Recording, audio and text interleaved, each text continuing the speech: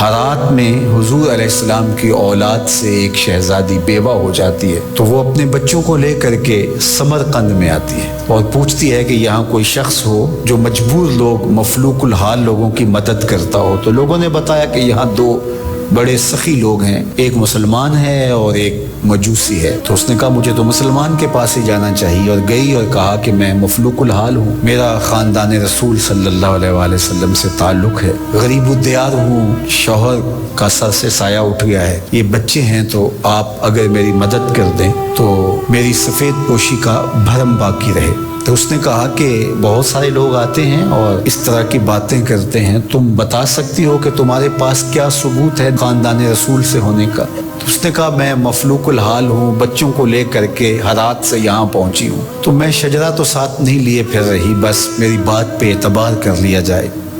اس نے کہا کہ میں تیری بات پہ اعتبار نہیں کر سکتا۔ خیر وہ وہاں سے اٹھی اور اس مجوسی کے پاس چلی گئی اور اس کو جا کے بتایا کہ مفلوک الحال ہوں، یہ میرے چھوٹے یتیم بچے ہیں، میں رسول کریم صلی اللہ علیہ وآلہ وسلم کی اولاد سے ہوں، تو آپ اگر میری مدد کر دیں۔ تو اس نے انتظام کر دیا ایک چھوٹے سے گھر کا، اور جو ضروریات کی چیزیں تھیں وہ باہم پہنچا دی۔ یہ بھی سو گیا اور وہ مسلمان تاجر بھی سو گیا۔ ابن جوزی لکھتے ہیں کہ جب رات ہوئی تو اس مسلمان تاجر نے، سخی نے، خواب میں جنت کے منظر کو دیکھا کہ ایک خوبصورت محل ہے جس کے پاس حضور نبی رحمت صلی اللہ علیہ وآلہ وسلم کھڑے ہیں۔ تو یہ آگے شوق سے بڑھا اور کہا حضور یہ محل اگر آپ مجھے عطا کر دیں۔ تو فرمایا یہ ایک مسلمان کا ہے۔ تو کہا میں بھی تو مسلمان ہوں۔ فرمایا تیرے مسلمان ہونے کا ثبوت کیا ہے؟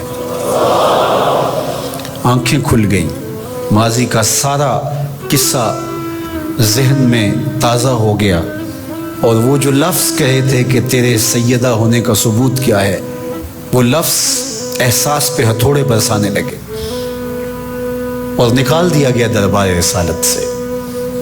صبح ہوئی تو ڈھونڈتا پھرتا ہے کہ کل یہاں کوئی سید زادی اپنے بچوں کو لے کر کے آئی تھی، کسی کو پتہ ہو تو لوگوں نے بتایا کہ وہ فلاں مجوسی ساہوکار اور سخی جو ہے اس کے پاس ہے۔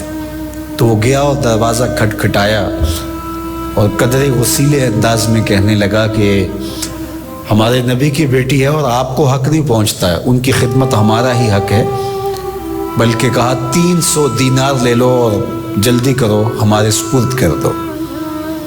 تو اس نے مسکرا کے دیکھا، کہا کہ میں نے تو انڈٹھا سودا کیا تھا، اب تو منظر دیکھ چکا ہوں، جہاں رات آپ کو دھکے دے کر نکالا گیا وہاں مجھے وعدہ دیا گیا کہ تو نے میری بیٹی کی خدمت کی ہے، تجھے اور تیری نسل کو جنت کی ضمانت دی جاتی ہے، اور میں تو حضور کے ہاتھ پہ کلمہ پڑھ کے اسلام قبول کر چکا ہوں۔